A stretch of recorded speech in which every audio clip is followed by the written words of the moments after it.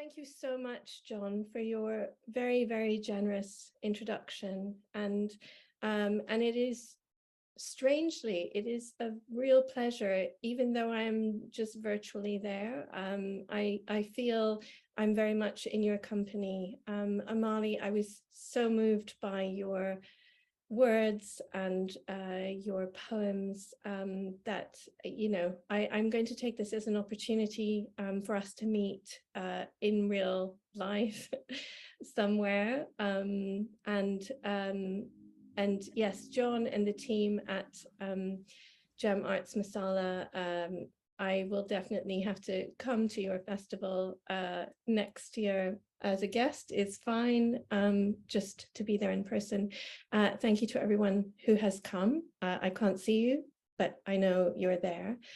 And I also wanted to thank, I also really wanted to thank Neil Astley, my publisher, our publisher, mine and Amali's publisher, and John's publisher as well, for having these preview. Oh, that's so nice. Thank you so much. I can see some people there. Hello, everyone. Thank you so much, Neil, for having copies of these advanced copies of my book. Even though I can't see them, I'm so glad that they are there in my stead. I really appreciate that. You are generous as ever. So I'm just going to get on with it because I am timing myself so I don't go over. So I'm going to start because we weren't quite sure if my books would be available. I thought I would just start by reading two poems from The Art of Scratching, which is my first book, published by Blood Axe. And then the rest of the time, I will talk a little bit about the Glimmer and read from it as well. Right. You may have heard of me. My father was a bear. He carried me through forest, sky, and over frozen sea. At night, I lay along his back, wrapped in fur and heat. And while I slept, he ran, never stopping to rest, never letting me fall. He showed me how to be careful as stone, sharp as thorn, and quick as weather. When he hunted alone, he'd leave me somewhere safe, high up a tree or deep within a cave. And then a day went on. He didn't come. I looked and looked for him. The seasons changed and changed again. Sleep became my friend. It even brought my father back. The dark was like his fur, the sea's breathing echoed his breathing. I left home behind, an empty skin. Alone, I walked taller, balanced better. And so I came to the gates of this city, tall, black gates with teeth. Here you find me, keeping my mouth small, hiding pointed teeth and telling stories, concealing their truth as I conceal the thick black fur on my back. So that's the first poem from The Art of Scratching. And actually this title comes from the Kama Sutra, as well as the centerpiece of the collection, which is called The Courtesan's Reply, is inspired by, well, it's a response to a translation of 4 monologue plays written 2,000 years ago in India, set in the courtesan's quarter, where a male narrator, walks around commenting on the courtesans. And what drew me to this, when I accidentally came across it in the British Library, I was researching a novel, but really I just wanted to be writing poetry. And what really drew me was, so this was written 2,000 years ago, was just the delight in female sexuality and the lack of shame, which growing up as a Muslim woman in Pakistan, which is where I was born, but also just culturally, there is something about shame, often not just within Islam, but so many religions, which is sort of the burden of the woman. And I was just, but not just women actually. And so I was just so, it was just so heartwarming to read something that was, and this predates the Kama Sutra, and there are these 4 monologue plays, of which the first is called, and I'm probably going to say this wrong, I'm sure Amali would probably maybe be able to say it better than me. So one of the monologue plays is called the Upaya Pisarika, and it was translated by Mano Mohan Ghosh in India, I think in the mid-70s. So anyway, I'm talking too much about this. I'm just going to read you. This is in the voice of a courtesan. So in the plays, the narrator is commenting on the women, and I wanted to imagine what the women would say, the story they would tell. So this is Ratasena, she's mentioned, and I imagined that she was an older courtesan and that she was the lover of the king, who at the time these were written was Chandragupta Maurya in real life. Ratasena to Chandragupta. While you sleep, I take your white shirt from the unpainted chair, smooth it with my hands, the way I smooth the tiredness from your body, pressing myself against you. Shh. Let me take your worries, your secrets, those sharp small stones you carry with you always. I know you have women half my age. I see them in the street, swaying like long grass, their saris concealing slim legs that circled your waist.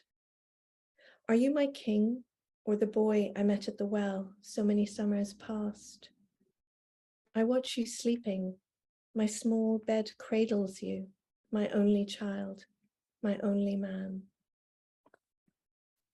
So I wonder if you could hear my next door neighbor's dog, very yappy, but hopefully he's gone back in again. So as my first book was concerned with love and sex and draws very much on childhood, and also I realized afterwards, the first poem I read, I didn't realize what it was when I was writing it. It just sort of started to come out that way, and then afterwards I realized it was about my father and immigrating, you know, from Pakistan to Canada when I was 10, and when I was 20 my father died very suddenly. And I suppose as a poet I often just follow where sort of my subconscious takes me, and it's only afterwards I realize the meaning of it. This is a very common with me in my writing.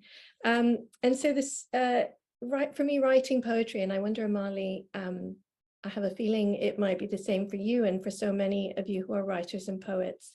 It's how I make sense of the world. And for me, it's not something I plan. It's more like following a trail of breadcrumbs of my interests and obsessions.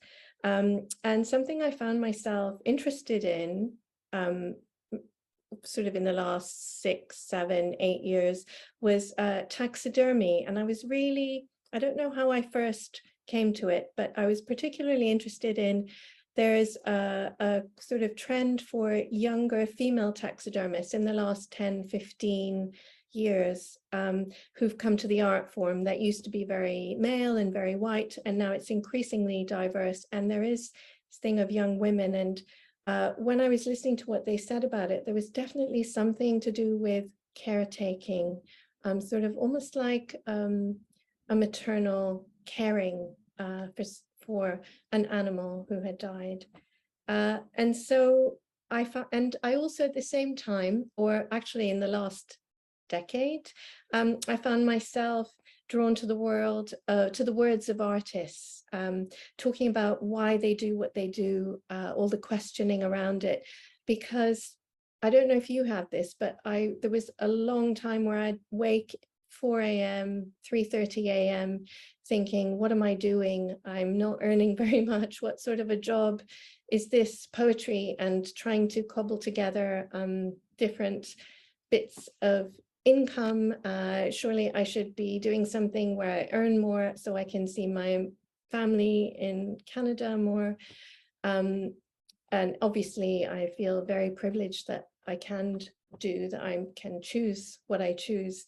And so I found it very inspiring to read artists' words, and I found it really validated what I was doing. And so I found that I'd been collecting these quotes and writing down in interviews with artists. I'd be transcribing them and things that resonated with me. I had all these bits of scraps of paper. And so that sort of thinking about why we make came into it. And then this character of a taxidermist, thinking about why she does what she does. And also, I suppose at the same time, you know, as any of us who love, we also experience great loss and grief. And I have experienced actually loss of quite a lot of people who are very close to me in the last 10, 12 years. Most recently, my younger brother. And so I've found myself thinking a lot about what remains of us after we die. And so the book is very much concerned with that. So yes, and I think one last thing I'll say before I read is that form, as John said in his introduction, form is very much something that I was also interested in. The taxidermist is finding a form or refinding a form when and actually I did a little course in taxidermy. I made a mouse, very badly done, but just so I would know what it was like. And so there are lots of different forms. There's a ghazal poet who's one of the artists in this artist colony in Mexico where it's set. There's a war photographer. There's a painter of miniatures, which is based on the Pakistani artist Imran Quraishi. And I hope he doesn't mind, because my taxidermist does end up falling in love with him, and I think they have a relationship. But okay, so I'm going to stop now. So just one thing to tell you is that the taxidermy poems are all in this anagram form, inspired by Oulipo. If you buy my book, you'll find out a little bit more about that. So I will just begin. And rather than a collection, this is an extended narrative. Day 1. She wakes to birdsong, sun slats on the floor. Suitcase by the door spills clothes, quiet, of the house a cocoon, a skin. At the table, she waits for the mouse to thaw. Scalpel, tweezers, calipers, pins, pipe cleaners, wire, scissors, needle, thread, straw. Begins, taking apart, putting together. Day 2. Sunrise. The highest tree in the garden is first to be lit. Birds come, one red-bellied, another bright yellow, black-headed, black wings tipped with white, another, a pair.